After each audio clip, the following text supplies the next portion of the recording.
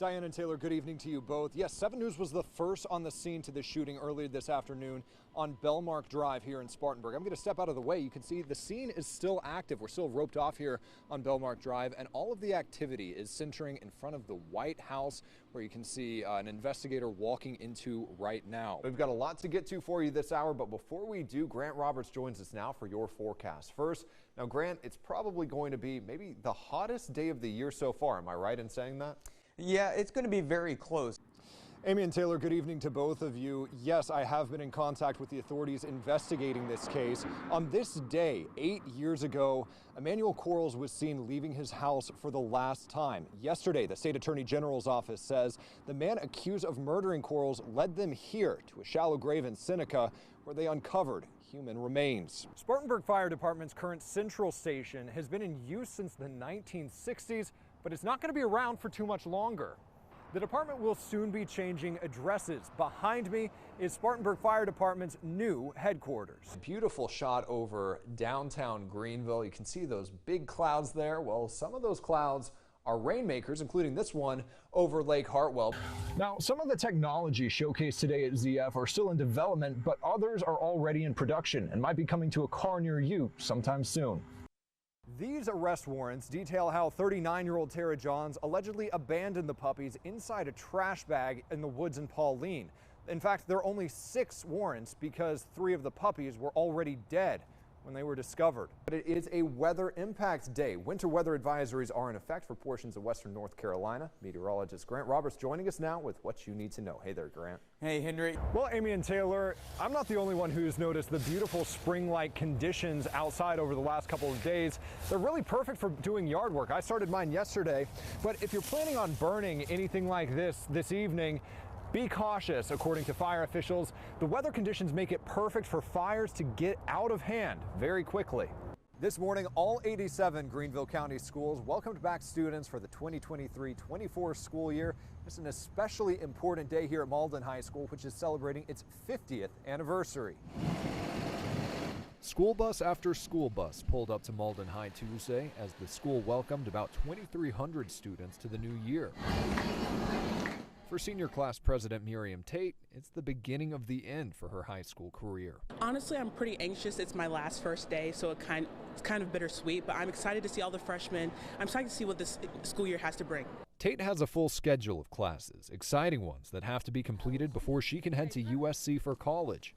But the excitement over the first day of school isn't just for the district's 78,000 students, it's also for the staff, like 33-year teaching veteran Beth Ward. Every year brings new opportunities. It brings a way to start over. You know, if you feel like last year there were some things that you didn't like about your year, it's a new beginning with a new set of kids. Always some changes in terms of people in the building, teachers and administration, so it's always fun to kind of start over. Before she began her career as a history teacher, she was a Malden High Maverick herself. I have loved every minute of it. I love being in the community I grew up in. This year when students arrived, they got to experience some 50th anniversary upgrades like this new mural. Principal Mike Peake says it's an exciting way to kick off the new year. I feel blessed. Our community has been awesome. The response from the students as we gear up for the 50th year, whether it's helping with campus beautification, helping with branding, reaching out, the plans that we have for this year. Very, very excited about celebrating the 50th year at Malden High School. Greenville County Schools started a little bit earlier this year to allow students time at the end of semester to wrap up state testing before winter break. For now in Malden, Henry Coburn, 7 News. Ken and Melody Bowers know fentanyl all too well. Last year, it killed their son, Brandon. Now they're sharing his story in the hopes that it will prevent other families from knowing their pain. Like most people would say when he walked into the room, his smile would just brighten the room up, and it would. On August 4th, fentanyl killed Brandon Bowers. The 27-year-old was an avid athlete, and his parents Melody and Ken say they couldn't have asked for a better son. Was the love of my life. Melody found him unresponsive when she went to check on him, and it was already too late when EMS arrived. He was my heart. Data from the Greenville County Sheriff's Office says he was one of at least 145 people killed by fentanyl in 2022. This is him in his element. Now, the Bowers are doing everything in their power to make sure no other local families lose loved ones to fentanyl. What we really want is like what I had said, I just want parents to know signs. I want parents to know that it can happen to their child.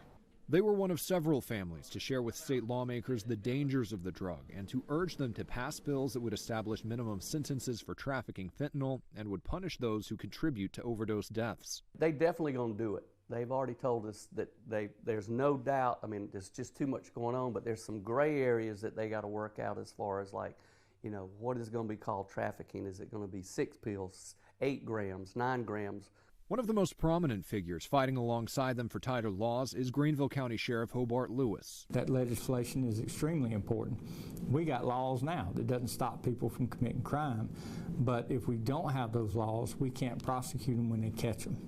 We need teeth, and that's exactly what they're fixing to give us. We feel really good it'll pass. The South Carolina State House this week passed a bill that would establish a minimum mandatory sentence for those trafficking in fentanyl. That bill still has to go through the Senate. For now in Greenville, Henry Coburn, 7 News. Now on 7 News, students across the upstate are gearing up for back to school. One sheriff's office is giving away free supplies. Plus inflation, it's settling down across the country. We explore what that means for your wallet. Good morning, everybody. It's Saturday, July 22nd. The time now is 6:30 on the dot. Thanks for joining us for 7 News. Now, before we get to our top stories this half hour, we do want to get another check on that forecast. Grant's still tracking some showers. Yeah, we've got a little bit of this rain still going to be hanging around through at least about midday, and we'll take a break, and then more rain is possible this afternoon. Right now, it's mostly in the upstate that we're tracking more of those showers as it's pushed its way in from the west. We've got a lot of the heavier rain pushing its way across the I-85 corridor, so Greenville, Spartanburg, even back toward around Pickens and Anderson County, seeing a lot of that rain, easily getting hit pretty good. And a few more of these showers just down to our south, outside of our coverage area. This is downtown Greenville. We've got a little bit of visibility concerns, but as the sun is coming up, you can see some of those showers hanging around, getting a few raindrops on around the camera. And temperatures are mostly in the low to mid 70s to the upper 60s in the mountains. And as we go throughout the day, we're still going to be below average. We're talking low to mid 80s for the high, but more rain is hanging around. I'll track out the rain we can expect in your 7-day forecast. Henry? Thank you, Grant. Well, it's already time to think about getting the kids back to school, but for some families, getting supplies can be an issue. Our Alessandra Young shows us how upstate law enforcement is stepping up and how you can help. The Union County Sheriff's Office is giving away hundreds of free backpacks to kids in the community. Now, they have backpacks for kids of all ages, and they're actually filled with supplies, with things like pencils, composition notebooks, folders, sheets of paper, and more.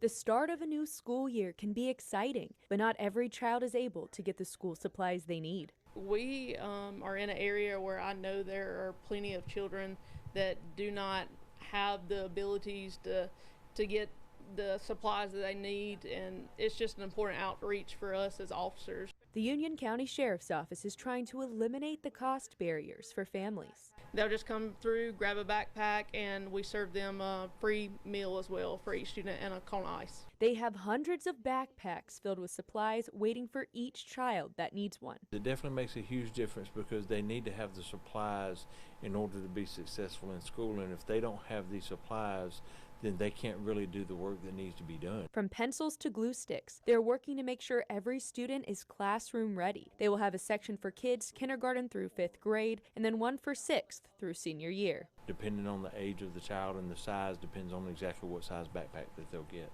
The Sheriff's Office is looking for volunteers. Anybody willing to help, reach out and let us know. We anticipate a big crowd, so the more help we get, the better. Even when the school drive is over, you can still help out. We're going to miss some kids, I'm sure. Some of them won't be able to attend, so they can still bring them here by the Sheriff's Office, and we can get them out to the students or to the schools.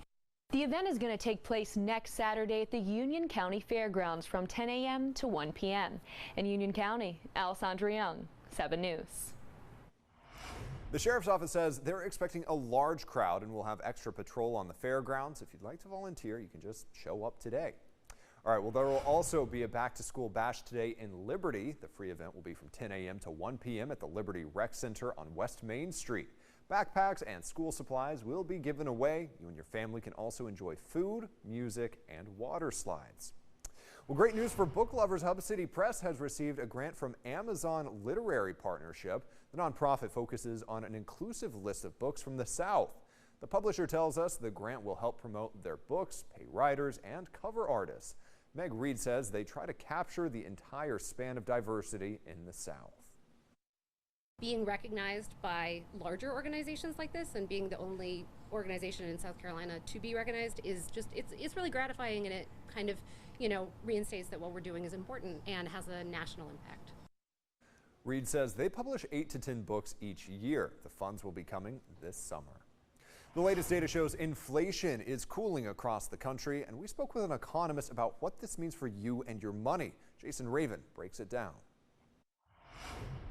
Now, the federal government says the inflation rate is currently at 3%, down from about 9% this time last year. Now, economists say it's important to remember that this doesn't mean prices are going down for some goods, just that they aren't rising as quickly. We spoke with Dr. Joey Von Nessen with the University of South Carolina's Darla Moore School of Business. Dr. Von Nessen says this latest data is good news for South Carolinians. He says the report shows the price pressure on consumers is easing, and consumers are in a much better position than they were last year heading into the second half of 2023. With back-to-school shopping right around the corner, Dr. Von Nessen says it's important to remember a few things. We have to keep in mind what a pullback in inflation really means. For most goods, it doesn't mean that prices are going down. It means that prices aren't going up as quickly. So, for example, we may have seen prices go from $100 to $105 for a particular item, and now we're seeing it go from $105 to $106. So prices aren't going up as quickly. As for the big picture economic outlook, Dr. Von Nessen is more optimistic we could avoid a recession than when we spoke with him and other economists last December. In Columbia, Jason Raven, 7 News. Well, for more on the June 2023 inflation report, head to our website, WSPA.com. It was Christmas in July at the Shriners Children's Hospital in Greenville. Friday's surprise event included a parade and a visit from Santa Claus and his superhero friends. The jolly old man then delivered gifts to patients. The hospital says the toys help create a fun and safe place for children. It's really important for our children to feel like that they have a fun, safe place. I've met one child recently that said he felt he loved Shriners because it was a safe place and he always had fun. Now, this is the first time the hospital held the event. The toys handed out were donated. Time now, 6:36. Let's send things back over to Grant.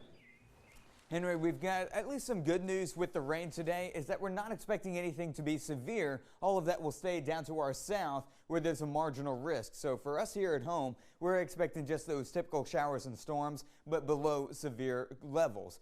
Now, we are still tracking a lot of that rain that's moving its way on through. We've got more of that activity well back off to our west, over around Alabama and Mississippi, get a few of those around Georgia, as we've got just one little wave passing its way on through. Closer look with that rain right on top of the upstate. It's definitely bringing in some heavy rain over downtown Greenville, over near Greer at the airport. Even in Spartanburg, we're seeing some of those showers in Simpsonville, also getting a very heavy shower as well. Now, I'm tracking out more of this rain as we go into your Sunday, but also drier weather as we head to the work week. I'll have full details in your 7-day forecast. Still ahead on 7 News, fans from around the world descended on South Florida to see soccer's greatest player in action in his debut game with a new team. Stick with us.